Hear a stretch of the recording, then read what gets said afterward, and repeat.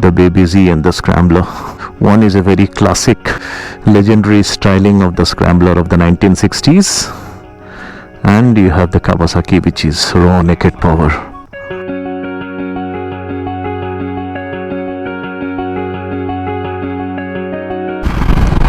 You know, they are not exactly comparable. One cylinder versus 4 times the number of cylinders. The Scrambler and the Z900, it's obviously a no-brainer. So if you rev the throttle, you are gone, absolutely gone with the wind. So but on a normal riding condition, like when you travel the distance, there are times where you will accelerate and there are times where you will slow down. The idea is to see that whether you can accompany a fellow bikers on their super bikes like the Z900 and still keep up with them, not be quite late while reaching the destination, etc. So that's the whole idea of this journey today. Yeah, so that's my friend, he's come here.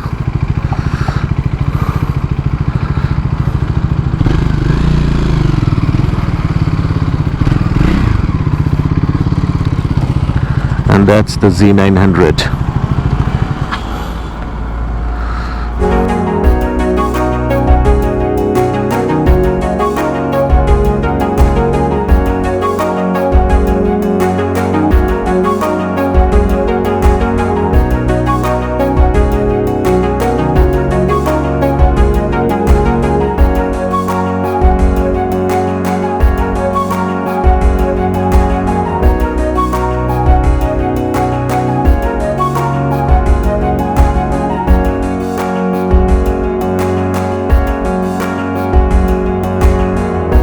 So we are just heading to our favorite cafe. From there we'll see where to go. No particular plans in mind. And but this is a nice long stretch of highway. But today is Karnataka Rajyotsava day, so I'm assuming there will be a lot of crowd on the streets. So currently I am at 60 km/h. Not a problem at this nominal speeds. So let's see what happens as he picks up pace. You just need a small twist of the throttle on the inline 4 to vanish into oblivion. We all know that. But if you're not ringing your throttle exactly, and it's very nimble also, look at the way the bike navigates the gaps, etc. The Scrambler has got a very good grunt, low end grunt actually. So from standstill when you pick up till at least about 40-50 km/h, it will be in sight. The difference starts appearing after that. That has been my experience so far.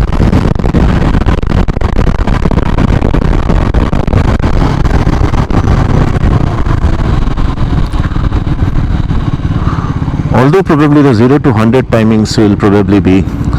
Now this is where the Scrambler shines, when you have the rumble strips or you have the broken patches. That's where the Baby Z starts crying.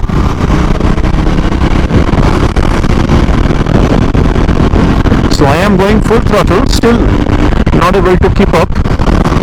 So that's the kind of difference you have. And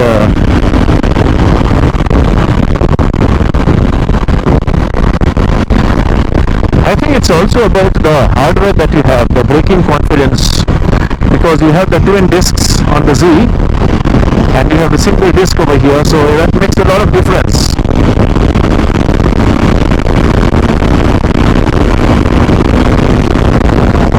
So I am touching almost 140.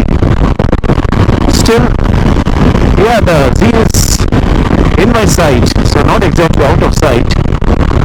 So that's a good thing. The Scrambler, though it's vibey at the top end, but it can pick up good speed.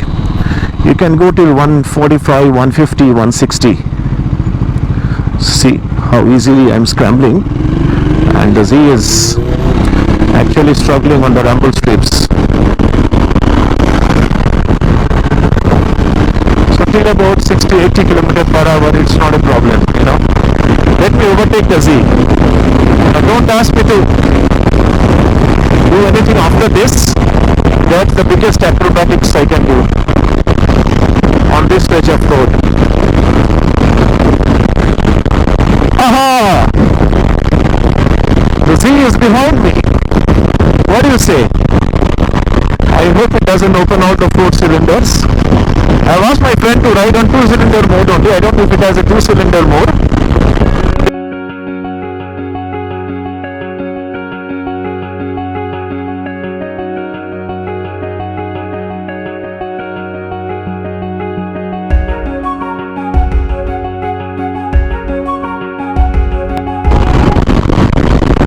So probably in the rain mode it will be most muted.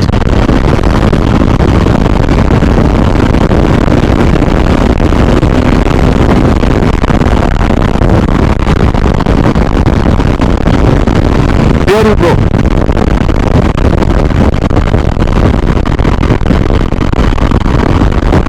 No, there is no way I can keep up. It is slowly vanishing into the horizon.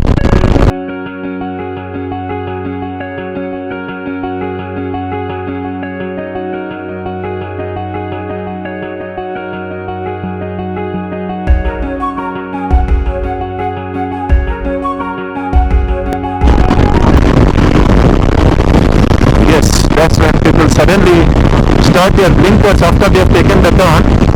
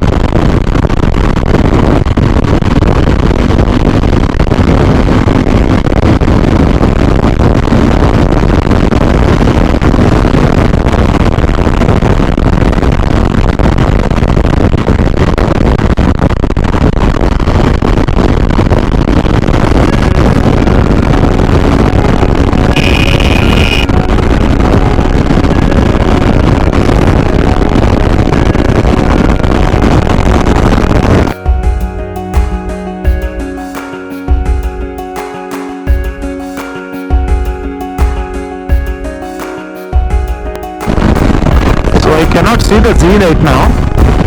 I think he has probably reached the cafe already. So you understand that if you open up the throttle, it's not a fair comparison. So I'm traveling at 150 and still I cannot catch him in sight. So that's the kind of difference. So let me tell you, my initial impression is you can keep up, but you have to be constantly ringing your throttle, and that's not a nice feeling. So you'll be at the end of your rev range, while he will probably somewhere in between, in the middle. That makes a huge difference when you're traveling on the highway. If you constantly have to give it the beans to your motorcycle and be at the end of the spectrum in terms of its rev range, then it's not a nice feeling. I think each motorcycle is enjoyable at about 80% of its power. So the last 20% is only for exceptional situations, and it should not be used in regular riding conditions for any motorcycle. That's my take on riding motorcycles for all these years. So he is probably riding at 60-70% of the power, but I am riding at 100%. That's why there is a lot of stress for me, and also the hardware doesn't support. You know, the kind of brakes it has, the kind of traction control, ABS. Also the Scrambler has all those electronics, but I think the grade of the electronics is different in superbikes and normal 400-500cc bikes.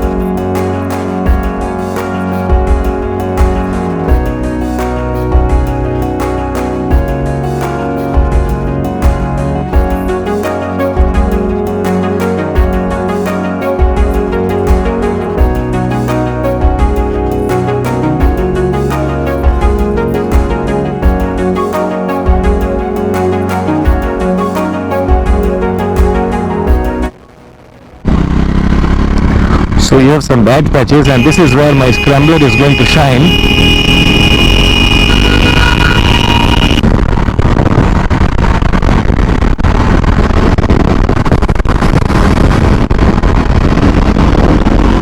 Beautiful, no? You have the mountains, the sun shining yellow and bright on the top of the mountains. This is what I love. This is why you should get up early morning and not indulge in a race, but just go for a ride.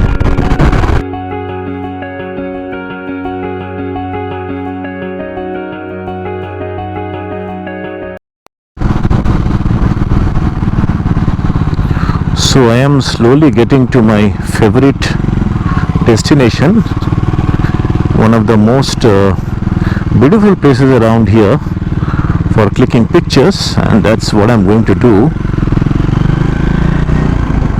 And yes, where is the road? It's a bit of a kind of off the road kind of a section, so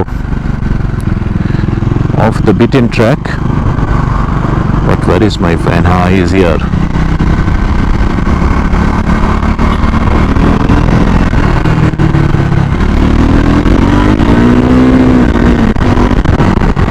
So here it is.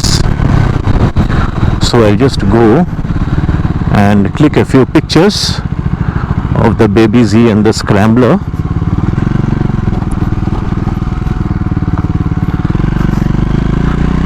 Because you have a beautiful lake over here, and you have a lovely rising sun and the greens in the background. I love this place actually for clicking pictures. Makes a very picturesque sight.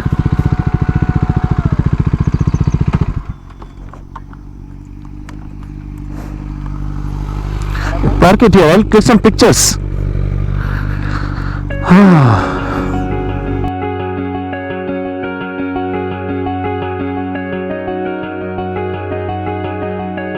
Baby Z and the Scrambler. How do they look? Beautiful, isn't it? One is a very classic, legendary styling of the Scrambler of the 1960s, and you have the Kawasaki, which is raw naked power. Right? I love this place. Makes a beautiful setting for clicking pictures of your bike. So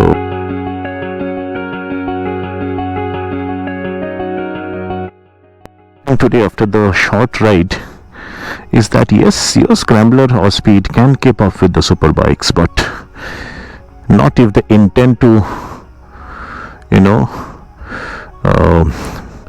lose you in the horizon. If you don't do that, it's fine. Otherwise, both the bikes, it's good enough. Although it's single cylinder, but it's got enough grunt and enough top end to keep up with these super bikes.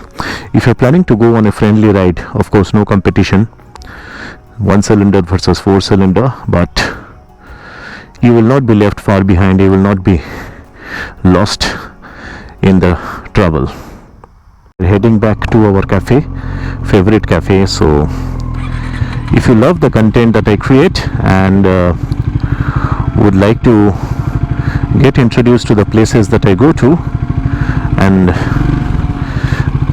hear about my reviews or experiences of riding these wonders on 2 wheels, the machines that I love so much, do hit the subscribe button and do not forget to give the video a thumbs up if you like it. As you know, I'm not a professional YouTuber. This is more of a hobby for me because I love this machine so much and I love traveling so much. I'm sure you resonate with those feelings, and that's why you are on this channel. Don't forget to subscribe because I keep on coming up with new content every week, and you will never be bereft of entertainment once you subscribe. See you.